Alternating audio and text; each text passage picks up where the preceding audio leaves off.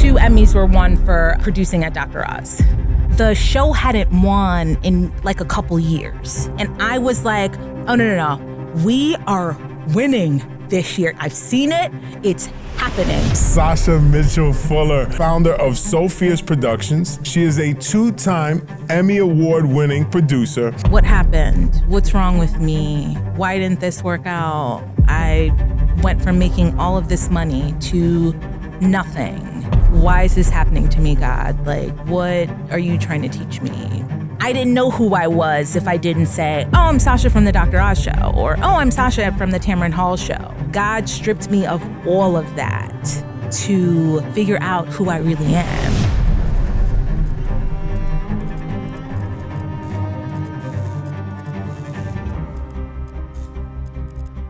Welcome to another episode of the Real Mentors Podcast. Real stands for Real Examples Altering Lives. And today my guest is Mrs. Sasha Mitchell-Fuller. So Sasha is the founder of So Fierce Productions. She is a 2-time Emmy Award-winning producer and an absolute dynamo, great personality, just bubbling with energy, which is what attracted the two of us when we were speaking at a career day. Yeah. In Queens at John Adams High School. Yep. And while we didn't get to officially meet, both of our stories just caught each other's attention. So I tracked you down. I did a little stalking on Instagram, and here we are. Here we are. I'm so happy to be here. My pleasure. So tell us a little bit about So Fierce Productions and your goals there, and then we'll get into this amazing career. And I also apologize because I forgot to tell probably what is the most important part of your story and your mission, which is you are a huge proponent and advocate and activist for maternal health care. Yeah, so that has become my mission. I've always been obsessed with natural birth and figuring out how we can get women to birth in beautiful ways. 14 years ago, I watched a documentary by Ricki Lake and her best friend called The Business of Being Born. I just found out that I was pregnant. And through watching that documentary, I learned about midwives and doulas. And I really learned about what the system was doing to women, especially women of color. So I made it a point to find a midwife and find a doula to help me through my birth journey. And I ended up having 3 beautiful natural births. And my mission is for every woman to experience that.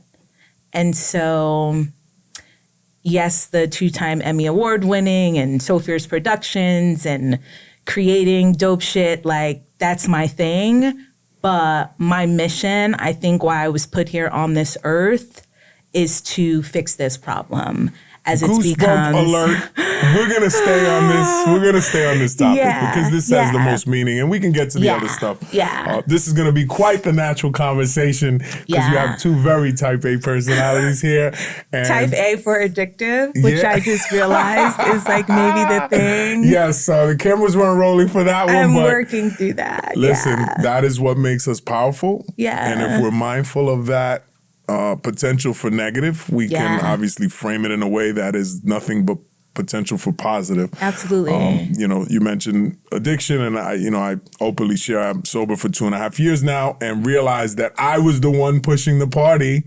I was the one like, here, have another drink. Oh my God, that's so me. And now I'm like, hey, everybody, we gotta fix birth in America. And we so gotta I'm do pushing some breath that. work. We gotta meditate. Oh my God, so yeah. We went all the way the other way with it. I'm pushing that. And like some of my friends are into it. There's a lot of them who aren't. That's all right. Unfortunately. In order to excite a lot of people, you've got to upset a lot of people. And it's not even about upsetting them. It's just about making them uncomfortable. Yeah. And people don't like to be uncomfortable. Right. We like what's familiar. Yeah. There are some people that are cut from different cloths, and obviously you're one of them. I like to consider myself one of them.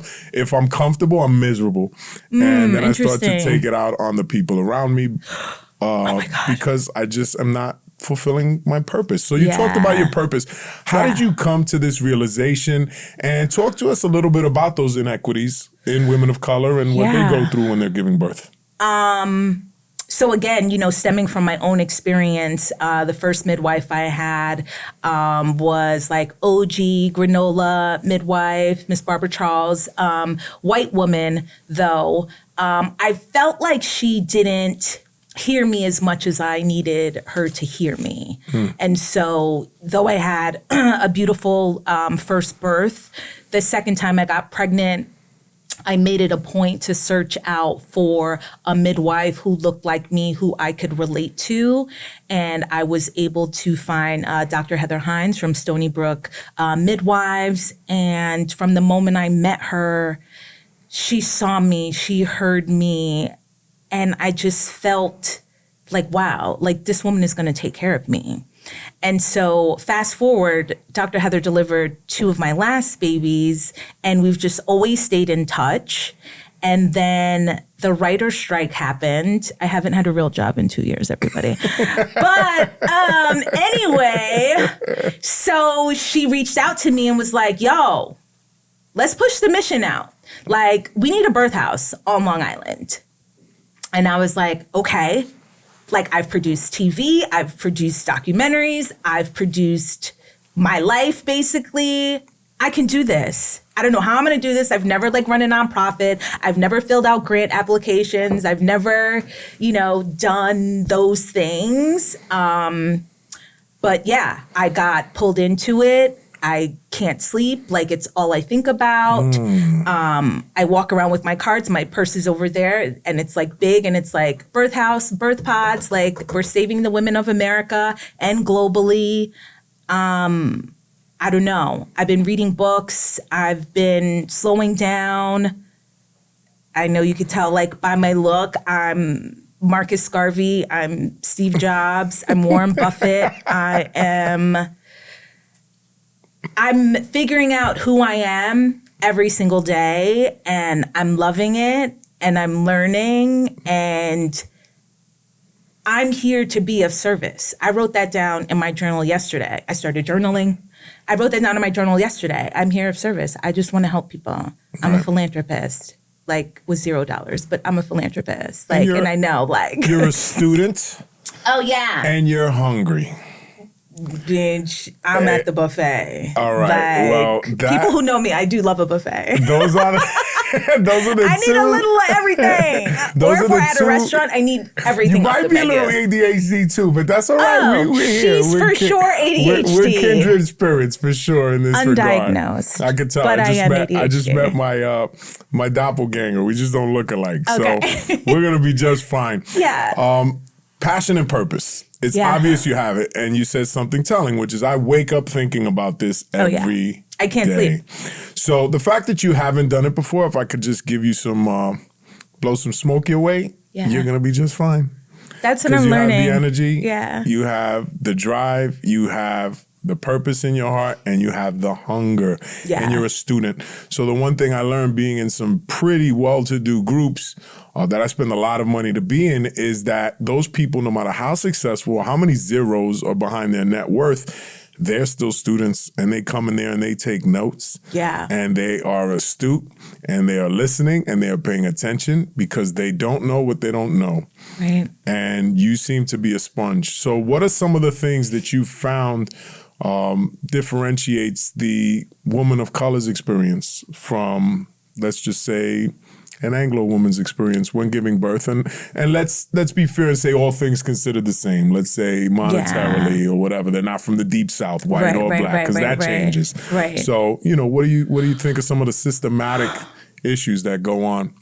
Well, what I'm realizing now in doing this work is that it's kind of just being painted as a Black woman's issue. And yeah, the numbers for Black women and maternal mortality and all of that, a Black woman is dying 3 times more than a white woman. But through this work and through talking to people, through all of my old coworkers who are white, who are having babies, this is a systematic issue for all birthing people. Okay. White, Black, Spanish, doesn't matter. Muslim, millionaire, Serena Williams, everyone. Right. And so we've got to, the whole system just needs to be thrown out, and like redone. So I've like redone it. I've recreated it. Through working with my midwife, Dr. Heather, during the pandemic, she started her own home birth business. And she's like, oh my God, like come through, like maybe you can like record some of the births, maybe you can like help some of the ladies. And so I started going with her to these home births, a lot of which were, you know, well-to-do white women, right. You know, all due respect, because they can afford a home birth service. I just heard a story from someone that I'm friends with. We were on vacation at a couples retreat, and she had her last 2 babies with a doula. And I had never heard the term doula. I just became a doula. I heard midwife before. I've never heard doula. So there's no mistake that you're here right now. And I'm reading the bio, and it says doula. Yeah. So I'm at these home births. These women are swaying and dancing, orgasmic, babies are sliding all out, like beautiful, beautiful births.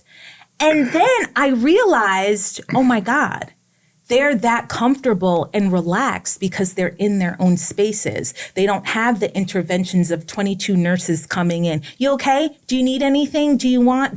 What's this? What's that? All the different energies of a hospital. If you even think about it, a hospital is for sick people. Right. A pregnant woman who is low risk, by the way, is not sick. As soon as you walk into that environment, like something happens to you. One of my very first doula clients had an induction at the hospital. We walked in, she was like mad happy, in good spirits, feeling good, looking good. By day 3, we were in the hospital for 3 days. She looked like a cancer patient. Yeah. Wrapped up in blankets, all these cords, like... To have a C-section in the end. To have a C, and I didn't even need to tell you that. Yeah, because I know. That's the system. And so we need to break that. Now is the time. I feel like in this political climate, especially, like I know a lot of people are upset. I know a lot of people are, you know, watching the news and getting fueled up. But I feel like people are getting fueled up in the wrong ways. Absolutely. It's like get fueled up and change some shit. So that's where I am. I always say this, and I don't, you know, I'm not pro this or pro that. I could care left or right. I'm pro everybody. I'm pro in the middle and common sense. And I just tell people of color, you know, Black, Latino, it doesn't matter. Since when did we start counting on the government to bail us out? So now you're on this side or that side? Right. I'm like, come on, man, we can do better than this. We're going to solve our own problems because if they wanted to solve them, they would have been solved a long time ago. And that's part of my platform is let me shine a light on people in the community, people of all walks of life that can add some fuel and some substance and share their success stories. Because that's the only way we're going to learn is by learning from people that have done the thing that we're looking to do. So what is it that you're aiming to do? Because that is a hell of an undertaking to change the system. And what are some of the things that, you know, but admirable, and I commend you. So I say that with honor and grace. What are some of the things that you're seeing are moving in the right direction? Because we know what the issue is. Yes. So, I mean, I think the awareness of midwives, talking about doulas, like you just hearing about that. New York State is offering up reimbursement for doulas. Like when I got a doula 14 years ago on my associate producer's salary, like I had to go to, you know, the doula network and like get someone who was in training and like, you know, give them $200. Like that's all I had. Right. Now Medicaid, if you have Medicaid, will cover the cost of your doula. Right. So that is definitely a move in the right direction. What's the difference between a doula and a midwife for anybody who doesn't understand? So a midwife is like similar to the OB or doctor. So they are delivering the baby. They're helping you, or as Dr. Heather likes to say, they're helping you catch your baby. They do all your prenatal appointments. They're doing the blood pressure checks. They're doing all of like the medicalized things. The doula is your support system. The doula is rubbing your back. The doula is, girl, do you want tea? Do you want coconut water? She's bringing your partner to the scene. Come on, rub her here, shake her this way. Oh, you messed up the bed. Let me fix that for you. Girl, I see a load of laundry. Let me just throw that in there for you. Like the doula is there to make sure that the woman is just, or birthing person is comfortable and able to just move through whatever. Child, hold a fan and just fan her down. Right. I'll feed you grapes. I'll do whatever it is that you need. This sounds cool. Oh, yeah, it's I'm not so pregnant, cool. but I think I need a doula. Oh, yeah. Oh, yeah. Honey, if you're listening, we're looking into it. And so that's just like the birth aspect of it. I think it's also becoming more popular for postpartum doulas, and people are learning more about that. I think what has happened to us as a society, we kind of got to go back to go forward. Back in the day, there was a village. When somebody had a baby back in the day, the parents didn't even have the baby. The grandparents had the babies. Right. Now, women, men, birthing people are expected to do everything on their own. You have a baby, you get home, you've got this baby clung onto you. How are you supposed to eat properly? How are you supposed to nourish yourself? That's why women are stressed out. There's so much postpartum depression. Unfortunately, some women are taking their own lives, postpartum psychosis, and so that's why I'm taking it upon myself, and with all of the super dope people who are around me and motivating me to keep going, is that we can fix this. I know the solutions. Again, birth should happen in a singular space, i.e. birth pods. I know it sounds like new wave and, oh my God, this is so space, but it's a woman needs to be in her own little pod with a great hydrotherapy tub. Her music, you want the temperature how you want it, not the cold ass hospital, at whatever temperature they want it at, but in your space, how do you want to feel? Right. You could walk around naked, you could put on a robe, you want to get in the tub, get out the tub, you want to sit on the ball, you want to sit on, let's give women options. Back in the day, women were in villages and doing it in their little huts and the community got in the community. Them. And then when you got home, food was made for you. Food was prepared for you. The aunties, the cousins, people were bringing by, and it was a celebration. 36 hours, get your ass out of here, and go raise this baby. Right. I think that speaks to, you hit on a great point, which is the role of a mom has changed dramatically. So I'm fortunate enough to live in a well-to-do neighborhood, and there's a lot of housewives, and I think that title, even in itself, housewife, is a little degrading and takes away from the value of what they bring to the table, because that in and of itself is a full-time job. Oh, I'm moonlighting as a housewife right now as well, which I love, but also... That's right, because you haven't had a real job in 2 years. No real job in 2 years, but anyway. But we expect the new age modern mom to do all the things on their own. Yeah. And then sometimes go back to work in 6 weeks. I mean, there's other countries, they offer 6 months, they offer a year, more if needed. Yeah. Postpartum depression is probably on the rise throughout the world, but I would imagine in the developed countries, it's probably far worse. It's disgusting. Because there's no attention to the fact that we just created a life. Yeah. The fact that the first experience that this human being is going to have is with a stressed individual, and they're feeling that energy and there's stress and there's bills to worry about, and all that is felt by that baby. Yeah. We're getting a little whimsical here, but I know you get me, and I know a lot of our audience gets, energy's real.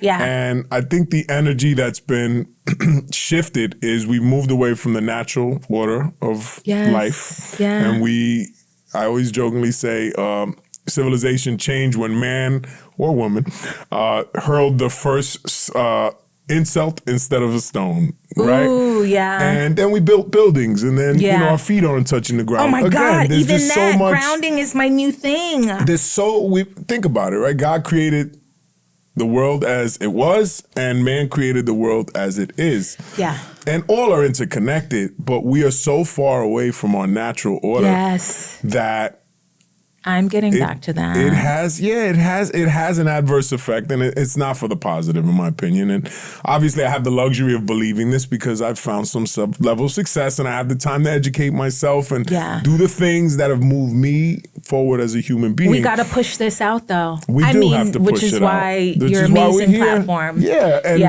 I love it because to the moms out there that are feeling this pressure, it wasn't always all on you.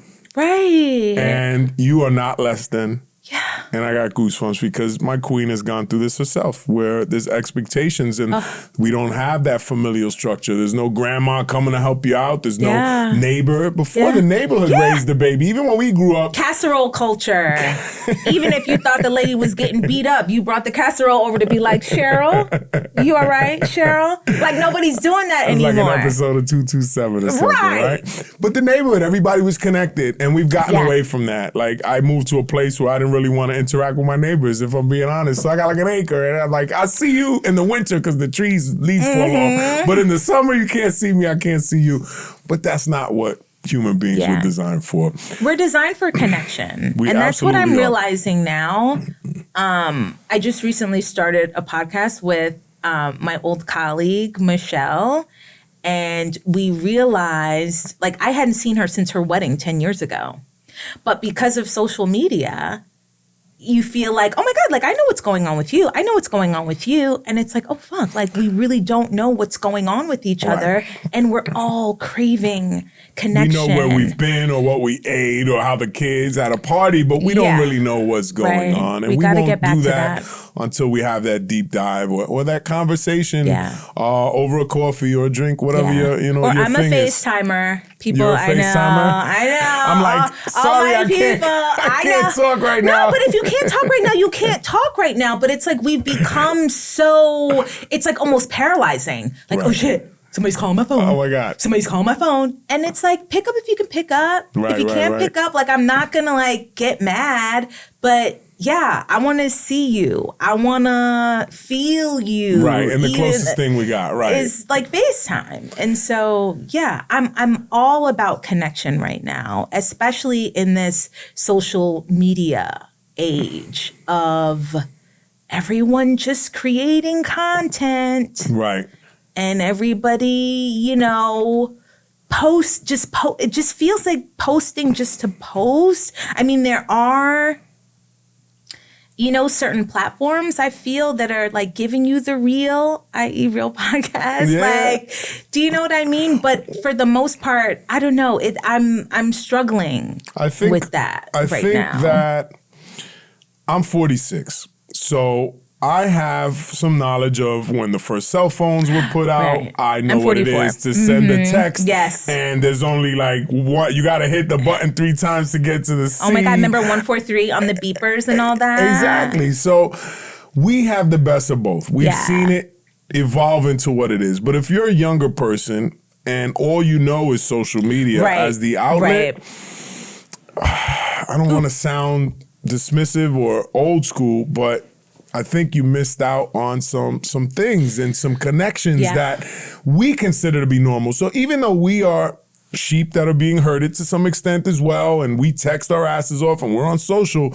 we still value a phone call. Whereas people that have grown up in this... Or a lunch, something. I don't know. We got to get back to talking to each other. We got to get back to connecting. The pandemic started it all, which is now making me feel all conspiracy theories. Like, did they do that on purpose? I think it started way before that. I think it just accentuated it. Okay. It sped it up. So you asked me about social media off camera. I was off social in 2016. I started my IG page when it first started in like 2011, 2012. And I got off in 2016 because it felt like I was showing off. Because I was still in the hood. I was working my way up. And me and my wife, and we're going these places, we're doing these things. I feel like that sometimes. Then it was not like it wasn't an advertising tool. It was hey, post these pictures, post a short video of your life. Yes. And we talked about that. Now it's a marketing tool. Yeah. So it's been corrupted. Right. It's still beautiful and it still serves a valuable purpose, and we use it to share. We use it for this. But to bring it full circle, people that grew up as that being the form of communication don't understand authenticity. Right. And that is, I think, what you're touching on is it seems produced because it is produced. It is scripted. But it's not supposed to be like that. It is if you want to go viral. Oh. And that's the thing, right? People want to go viral. And when you're looking to go viral, you may hit 1 million views, you may hit 100,000, 20,000, whatever viral is for your level of social media. And then what? Exactly. And then what? So, I think we're of the age group that is we've learned about ourselves enough, right? We've done a lot of things in the real world where we failed. We realized that wasn't for us, and then we found our stride. Yeah. You're a 2-time Emmy Award winner. We're going to get into that shortly. So you knew what you were good at. You knew what you weren't good at. Yeah. But if you're basing a lot of your life on what's going on social media, how the hell are you ever going to really understand? Like maybe you're good at this in social media, you're not good at that in social media. Right. But how about interacting with another human being, getting to know them below the surface? Yeah. I can't speak to it because I'm older now, but I think that's what's going on. But you see how you said when you and I met and we didn't even like really meet that day, but I felt you, you felt me. I feel like I've seen people on social media, and then when I meet them in person, they're not who they are on social media. Right. Like that's not their real self. And so I think that is and maybe I just like need to just leave it alone, but it's like, that's what bothers me about it. And then it's like, well, I don't want nobody thinking that what I'm putting out is like some like produced stuff. Like this is my life. Right. This is like what I'm pushing towards. Me working out and posting that's not to show you that I'm working out. That's for you to be like, oh shit, Sasha's working out. Let me go work out. Right. Like, well, this is what it takes to get to that place. You need to put in that work on the daily. And then there's people that'll scroll by and be like, look at this mofo again posting a video of him working out. But then I feel like that. And then I'm like, oh my God, I'm not going on there for 2 weeks. Those are the people that'll never like a post, but they always keep tuning in. So, you know, I'm not going to call them haters. I'm just going to call them secret fans. They just don't know it yet. Right. So that is something that will evolve into whatever it's going to evolve into. And I feel like, listen, it's a tool and we got to use it. Sure. But you also bring something beautiful to the table, which is you get to be authentically you. Yeah. So if someone comes across you in person, they're going to be like, she's just like that online. And the person that is portraying somebody different, they're going to be like, I shouldn't even be worried about that. Disappointed, right? Because there's an image they're putting forth online, and then you meet them in person and they're a completely different person or a drastically different person. The value's gone. Yeah. So even with AI, the one thing that I've been kind of supported in keeping the faith with by people that know better than I is there's still going to be a space for you. Yeah. Because authenticity of a human being, at least in the foreseeable future, is not going to be able to be duplicated. Oh, by I AI. know that. Right. Oh, I know that. So many people, but people operate from a place of fear. Yeah, I'm working on that. No fear, just and flow. you alluded to the conspiracy and the COVID and fear. Yeah. And there is some beliefs that fear actually goes down to the cellular level. So a hypochondriac is more likely to be sick. Guess why? You're literally willing it into existence. No, this is like it can serious be done in the business. reverse. This is like serious business. So how? Yeah. Tell us a little bit about your upbringing, because I know you were born in Jamaica. Yeah. And then came to Florida and then found your way to New York. So that in and of itself is pretty interesting. And how did you get to become a 2-time Emmy Award winning producer? What does that journey look like? Let's backtrack. Well, again, born in Jamaica, and then I got to the States when I was like 4 years old, and lived in Brooklyn with my Aunt Tina, who like sponsored our whole family. Where all Jamaicans go if they don't end up uptown in the Bronx. If they don't end up uptown in the Bronx, that's where I'm from. And I was just there the other day, and I was like near tears because like I thanked her, and I was like, yo, if you didn't make that sacrifice to come here first and, you know, do what you had to do to then get your sister here and her family and all of that, like, who knows who I would be right now, you know? So yeah, we went from her place in Brooklyn, and then, you know, my dad was able to save up enough money and then bought a house in Florida, which I didn't even realize at that time when I was in the 5th grade. He wasn't there for like a couple months. And he told me because he had to like keep making the money in New York for us to like live in this house. Like, so just thank you to my family, like for all of the sacrifices that they have made for me to be who I am. And so I've always known that I wanted to work in television and entertainment. So I went to Deerfield Beach High School and I was in their communications program. I interned at NBC in Miami back in the day. And I just knew that I was going to work in entertainment. So after I graduated college, I went to Lynn University in Boca. I told my parents that I was going to move to New York in 2 weeks. And they were like, do you have an interview? Like, where are you going? What's going on? I'm like, no, well, Aunt Tina's there and my friend Matt lives there. You guys remember Matt? And they're like, okay. And I left. I'm out. And I never came back. And I went to interview after interview and didn't get anything. And then one day, this woman was like looking for casting help, this woman named Kemba. And I'll never forget this because I was new to New York and I was running late for the interview, but I had to pee. And I was like, I'm not going to miss this interview. So I peed on myself. And I went in. And I was like, I'm here. I'm ready. What do you need? And I go, and I've also had an accident, but that's okay. I'm your girl.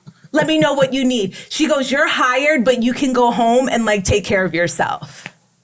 Like, I'm a hustler. Like, I get things done. Oh yeah, I know. I don't think I've ever shared that story in public. The scene but like from The Pursuit of Happiness, where he goes in with the paint all over him after coming out of jail. Yeah. You got that shit beat. So I can't wait for the movie, dude. Like, because how are they gonna explain that one?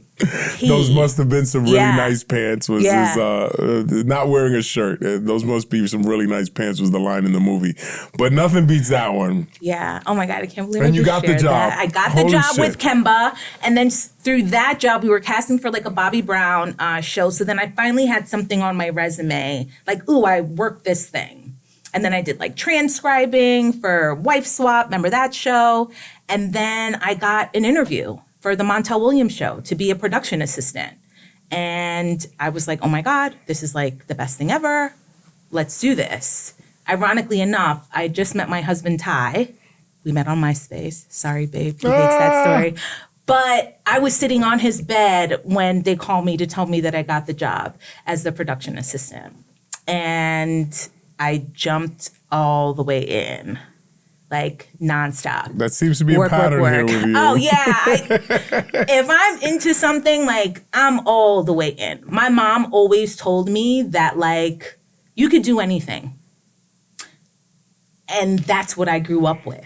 And so I don't know anything else, right. And I'm so grateful for that because I've been around and I've seen people who didn't get that love and affirmation. I didn't even know that was an affirmation back then. I just thought every little thing I did. It was a seed. Yeah. And it was planted. Every little thing I did, if I got like an A on a spelling test, like there'd be like balloons in my room. Like, you did amazing. You're so great. Like, keep going. Like, you can do whatever you want to do. And like, she really, you know, pushed that in me. My aunties pushed that into me. My cousins pushed that into me. Like, my cousins would be like, yo, you're going to be, like, on BET one day and, like, hosting on BET. And you're going to, like, blow up and, like, be in New York and, like, really killing it. This is, like, I'm in middle school. Right. My family's telling me this. So it's also, like, I can't mess this up because everyone thinks that, like, I can do all this stuff. So from Montel, you know, the Montel show gets canceled because that's what happens in daytime TV. And then I started. A hell of a run. Yeah, 17 years. He was on for 17 years. And funny story, I ended up producing him while I worked at Dr. Oz. And then when I worked at Tamron, he was also a guest on there. So I was able to produce him. So you also worked at Dr. Oz after that? Oz. So yeah, well, between Montel and Dr. Oz, I worked at the Tamron Hall, at the Tyra Banks show, for 4 years. And that was really life-changing for me.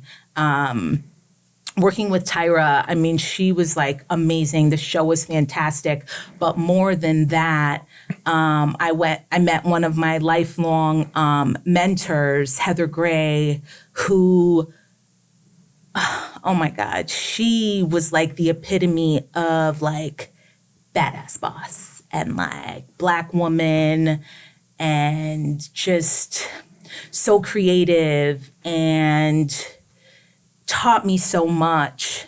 And, she recently passed away, but, I will never forget, what she did for me and the camaraderie she showed me that I later showed to my teams when I was in charge of my teams. Like Heather, after every show, would take us out to Rosa Mexicana and just we were balling out. Right. Do you know what I mean? And we were working. When I worked at Tyra, it was the longest hours of my life. We were working 90 hours a week. I felt like I never left. Thank God I had met my husband.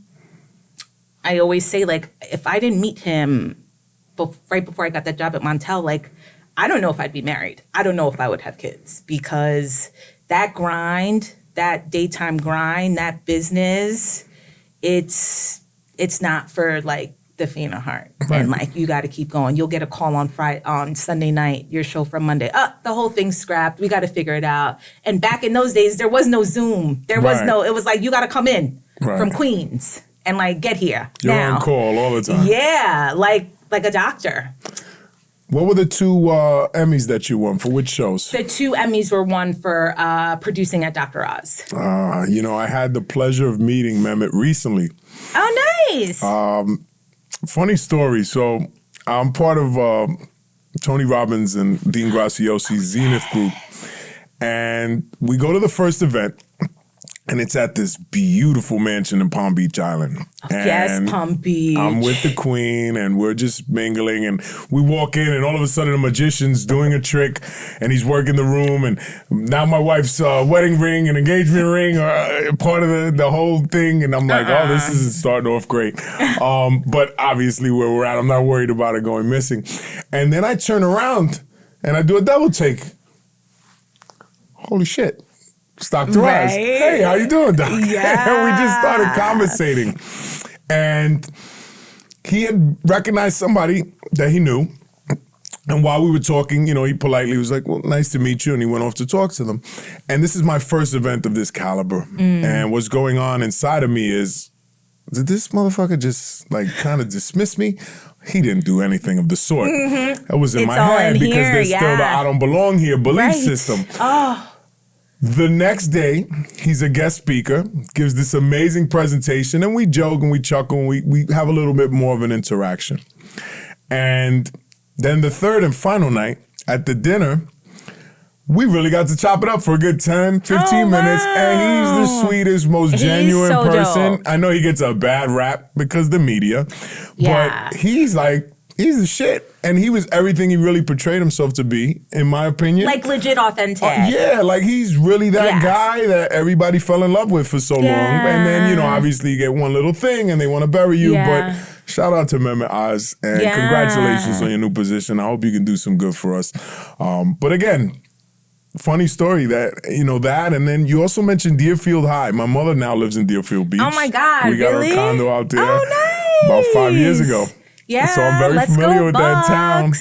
There are no coincidences. God, I know. This everything, is crazy. I'm telling you, everything in divine timing. Everything I mentioned, writing in my journal, me sharing my journey and story with you. I wrote in my journal months ago, I'm going to be sharing my story with the world.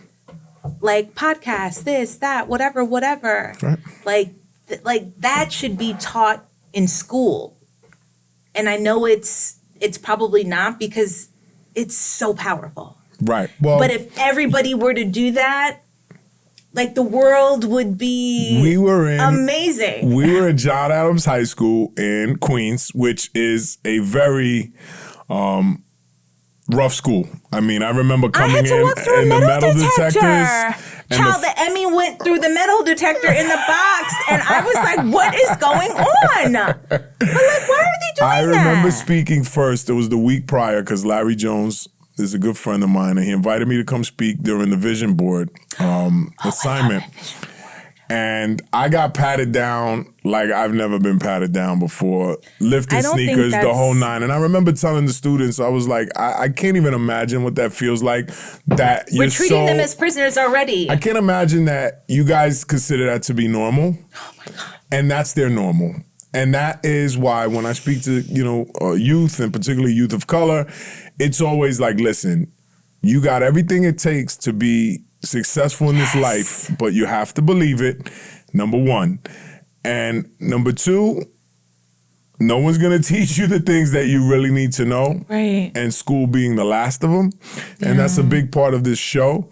And, I try to give them an example of you can make it too. Yeah. And your parents did that by taking a chance, coming over from Jamaica, working hard. Jamaicans are notoriously hard workers. Oh, yeah. 33 jobs. The whole thing. Jobs, yeah. I got like 8 things going on right now.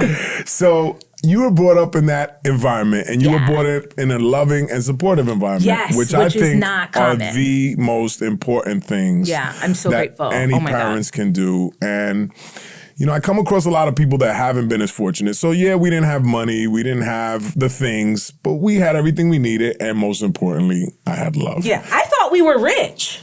Like, I legit thought we were like doing it. Right. But until you get into that mansion and you turn around and it's Dr. Oz, I'm like, oh shit.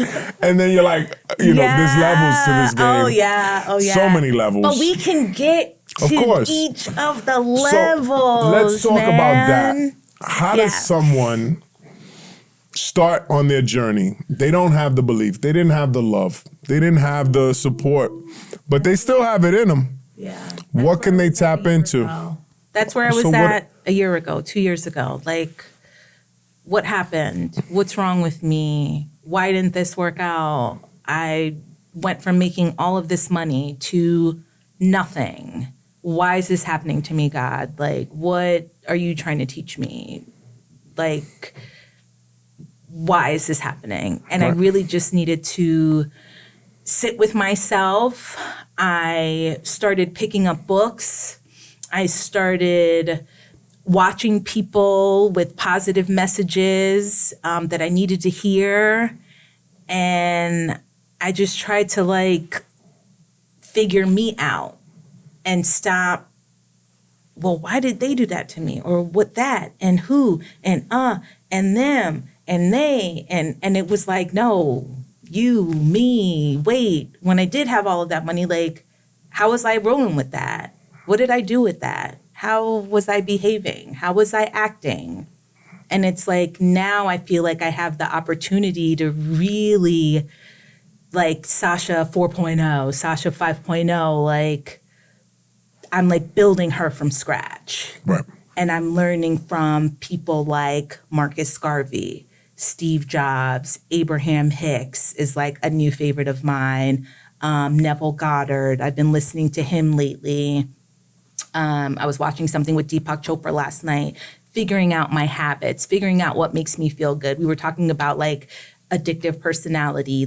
I didn't even realize I had an addictive personality. The life of the party, drinks, yeah, smoke, yeah. Let's, let's go. Let's do it. But I noticed that, working out also makes me feel super good. And then I'm like, oh shit, I'm in, let's go. Everybody come on. And then people are like, we don't want to do your stupid workout. And it's let's get a mimosa instead. If I could buy everybody a tempo, that is my plan, to get everyone a tempo, because I feel like if they did have one.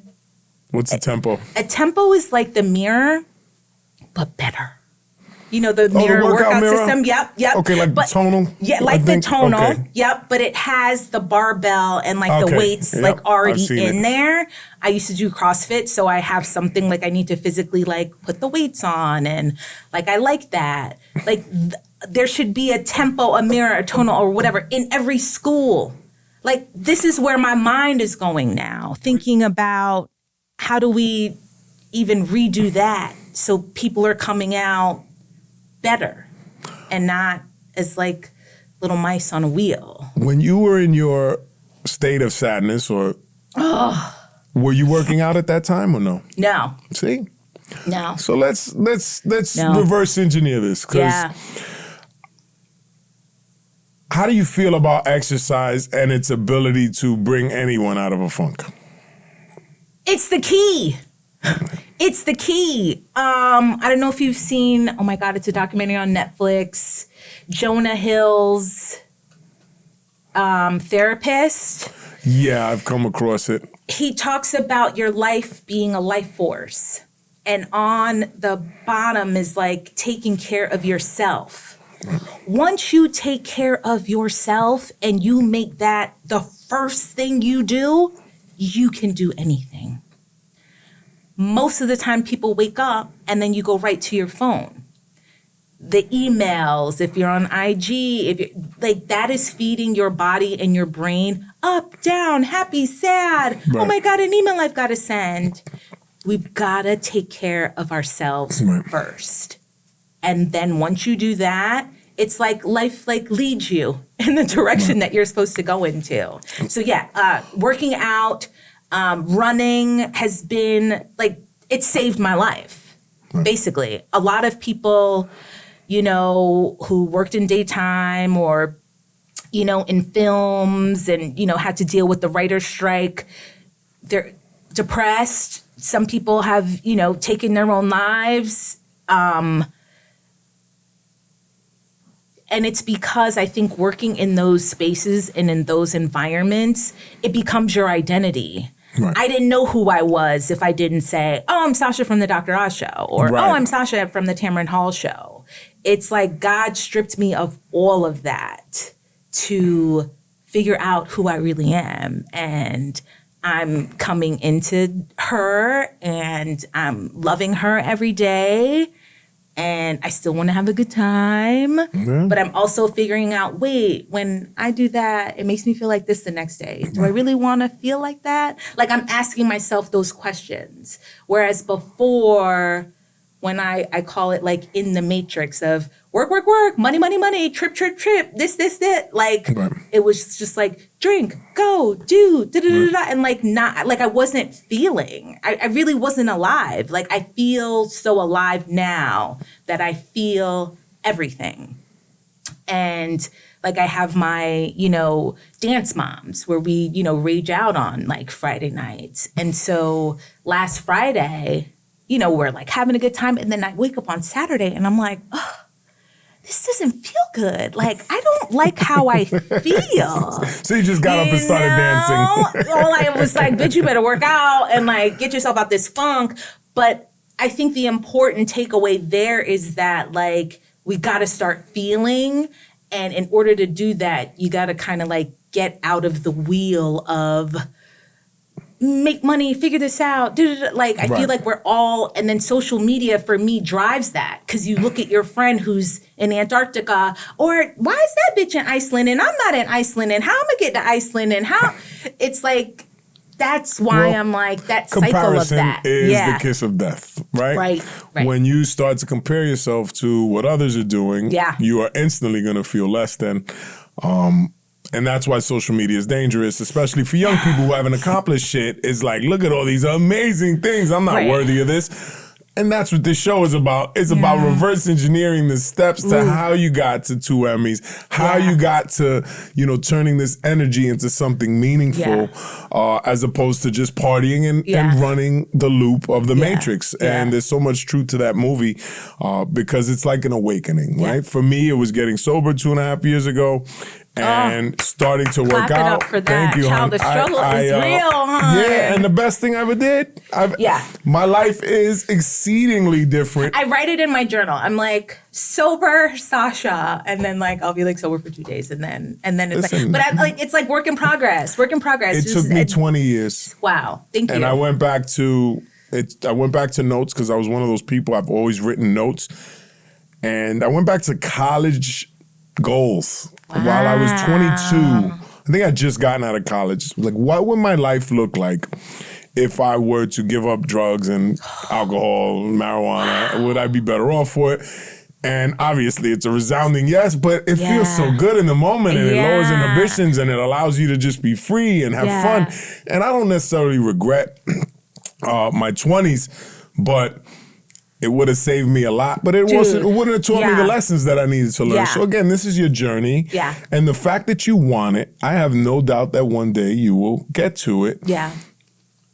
But that will be determined in time. and give yourself some grace. But I'm yes, there is an that, entirely new life waiting for anybody who wants to stop.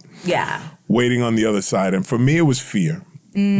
So for me, it was, well, what the hell is my life going to look like without alcohol? Where are my friends? Like, I don't hang out with the same group of friends. I still love them. And every once in a while we see each other. And I have like, nothing's changed for me. It's probably changed more for them. It's like, this motherfucker, what do you think? You're better than us? You got religion all of a sudden? But I think internally, when people want to conquer an addiction and they fail to do it, it's because of fear and unfamiliarity, just like anything else. You're probably so used to it that you're like, well, what the hell's life going to look like? Of, you know, my life, I think, for so long, especially working in the entertainment industry. Right. And that was that's for me. how we reward ourselves. Same thing. Oh my God, long day, long show. Let's go. And it's... Same shit. 4 or 5 nights a week, hosting dinners, you know, but again... Past life. This is boring, Sean. But so purpose, not boring, Sean. No, not for. I'm never going to be boring. Sean. But this is purpose-driven, Sean. This is Louis V. sneakers, Sean. Like, come on. Let's go. This would have went to a bottle of some nice alcohol. But do you exactly right. like? Do you know? Oh, I was thinking about that. Like, I feel like I was making so much money during the pandemic, but it was like, and creating amazing, beautiful things, but I spent so much money on, oh my God, sending people bottles of alcohol, sending people, you know, $400, like flower arrangements. Like, I miss my people. Right. But what that taught me is that, like, I have so much to give and I can give in other ways. Like, it doesn't have to be like that. It doesn't have to be monetary. Thoughtfulness goes a lot further. Just like if your relationship with your husband, he could buy you nice things and I'm sure you'd appreciate them. But if he did something that took him time and thought and effort, that would be much more appreciated. So he's a scientist, Sean. So, what kind of scientist? Yeah, he's a hydrogeologist. That Shout sounds out, smart. Suffolk County Water Authority. I know. When we met on MySpace, he was, I'm a scientist, a hydrogeologist. I was like, oh shit. And you're I'm a fucking big deal producing party person. Well, I was like nobody back then. Right. Like, well, we both you met each other. always I've always been, you know, Sasha, but yeah, please. When I first moved to New York, I was MySpace. On MySpace. I was working at Outback Steakhouse. I was working at Mac. I was the co-check girl at Soho House. And like doing like random Jamaican roots there. 7 part-time jobs. Yeah, doing like random 1-2 things. And it was so crazy because I'll never forget being a co-check girl at Soho House and I would sneak tie-in sometimes. But then they found out that I used to be a server in college and they were like, oh my God, do you want to like also, you know, do that? And I was like, yeah. And so the first day happened and I was like, I can't do this. I can't do this. And not to sound like whatever, but I was like, I'm supposed to be on the other side of this. Right. You're supposed to be the one being served on. I'm supposed to be the person with the Soho House membership, not. Right. And so little things like that I feel like always happen for me. And then you brought something up about like the journey and the Emmys. Manifestation is real. Yes. Manifestation is real. That year that we won, the show hadn't won in like a couple years. So the producers who had gone the couple years before, they were like, we're not going, we're not wasting our money. Like, it's like a whole thing. You got to get the dress, you got to get the ticket, right, you got to get, you know, the whole thing. And I was like, oh, no. We are winning this year. Even the EP of the show, I'll never forget. She goes, Sasha, do you really think we're going to win? I go, this is our year. We are winning. I've seen it. It's happening. And so there's like 10 producers on the show. Shout out to all the Dr. House producers. Only 2 of us went. And so, and I feel bad because, I mean, it was my experience in my moment and it was like really beautiful. But like, I saw it and I knew it was going to happen. And it was like so beautiful. Vision is the art of seeing things unseen. And manifestation is a tool that we can use to do that. I know you don't know this about me, but my audience should by now. I manifested my success in a prison cell in the composition notebooks to the point of I would go to a Tony Robbins seminar, walk on hot coals. I now get to, speak to him a few times a year when I go to these events, one-on-one sometimes, and it's like manifestation is real. And I could go down the line of all the things, and I was in a prison cell, so I had no idea how any of these things were going to come true. But I was unencumbered by doubt. Well, I tell everybody this, and feel free to chime in, which is if you don't have the courage to write it down, what the hell makes you think you're going to have the courage to go after it? Yeah. And even if you don't write it down per se, because not everybody's a writer, but if they do it in their head. There's something with the writing down, though. Oh, it's more powerful for sure. But there's people that are successful that just do it in their head. Yeah. But that is ingrained, just like it is in a piece of paper for them in their head. And it happens. Obviously, it doesn't just happen, although there is some creepy shit that does just happen, too. What are some of the things that you've been able to manifest, and what are you manifesting for your future and for your birthing activism? Oh, my First here on Long Island and then throughout the country and the world. Not to back up, but you mentioning that you were in confinement. Mm-hmm. Confinement, I like that word better. Because that's what it takes.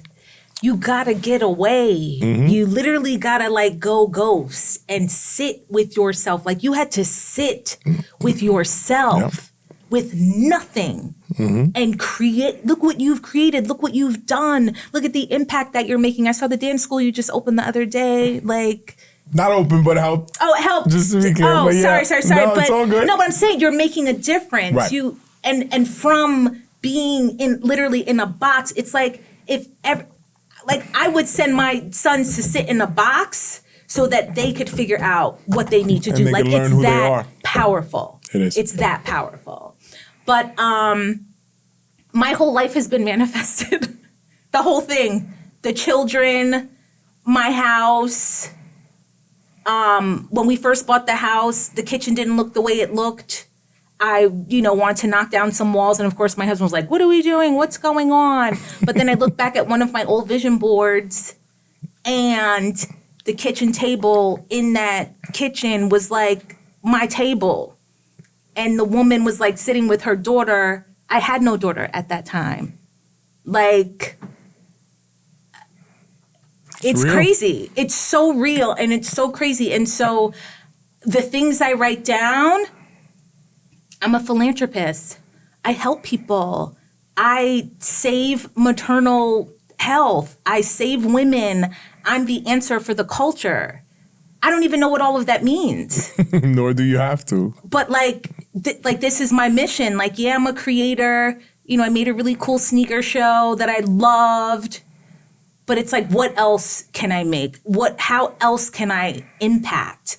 And I think Sasha, before in the Matrix or on the wheel, was just doing things to get things, if that makes sense. Perfect Whereas sense. now, what is the legacy I'm leaving?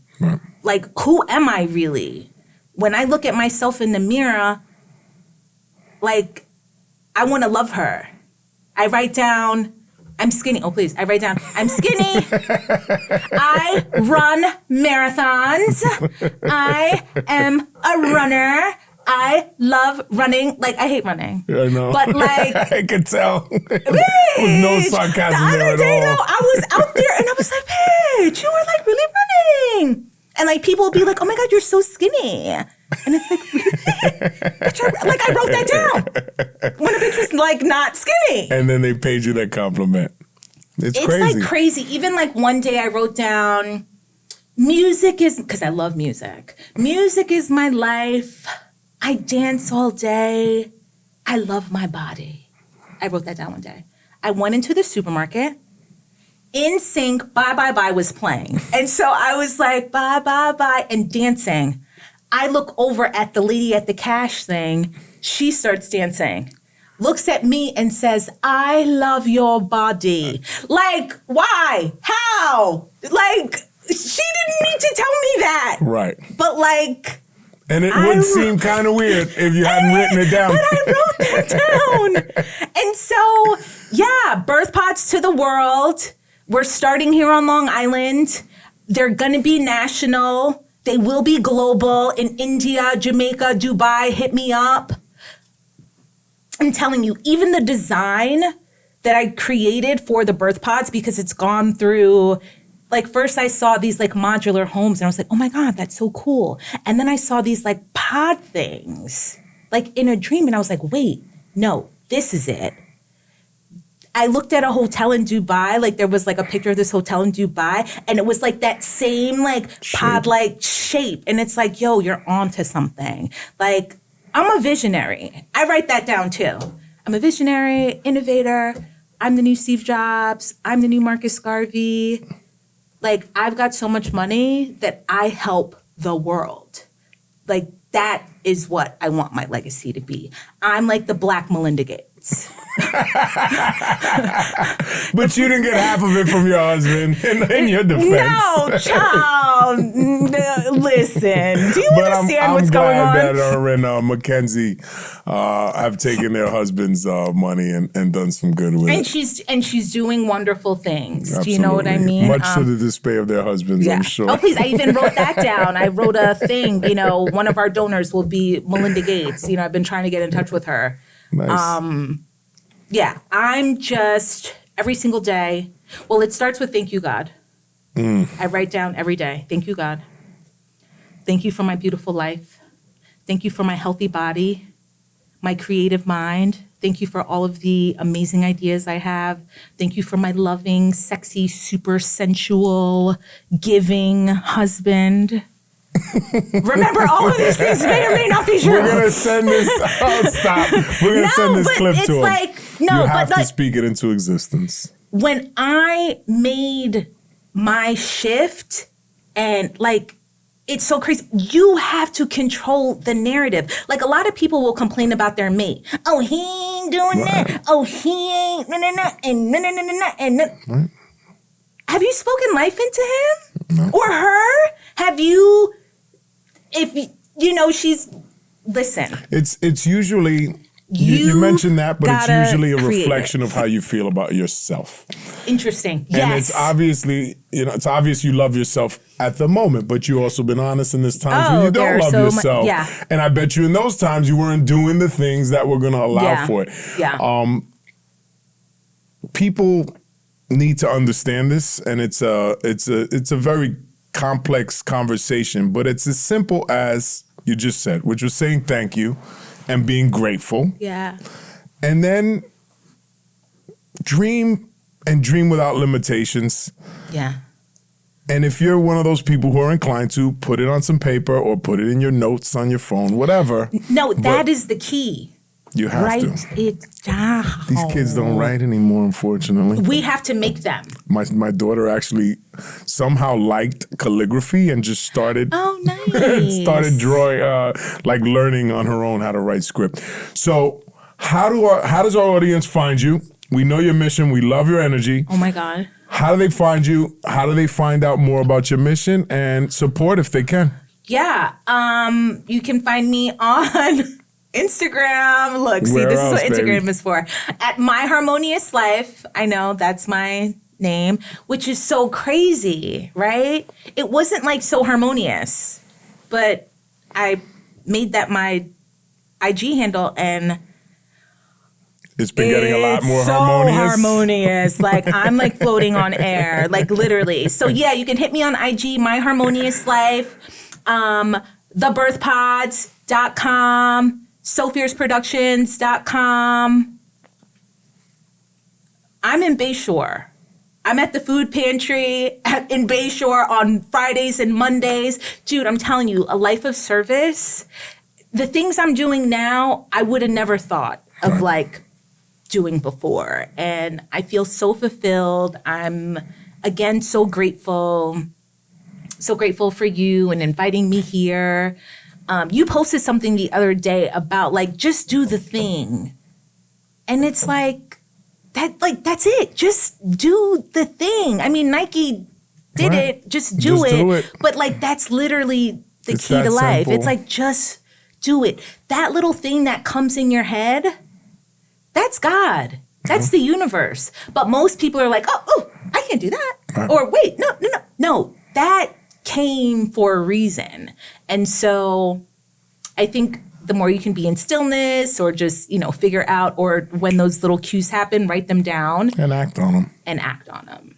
Action is definitely the key. Yeah. I want to say thank you again for coming out today. It has been such a pleasure to have you. A wild ride, right? Yes, and the energy is far more just Harmonious. energetic and harmonious in person, believe it or not. You are an awesome human being. Oh my I wish God, you thank all you, the best on Sean. your mission. Thank you for coming on, shining your light, and telling our audience about some of the things that need to change when it's centered around birth and how we can change that. We're changing it. We're doing it. Change is slow, unfortunately, but the fact that major health insurances are backing this now is a big step in the right direction. Yes, absolutely. And it's probably because somehow it's saving the money, unfortunately.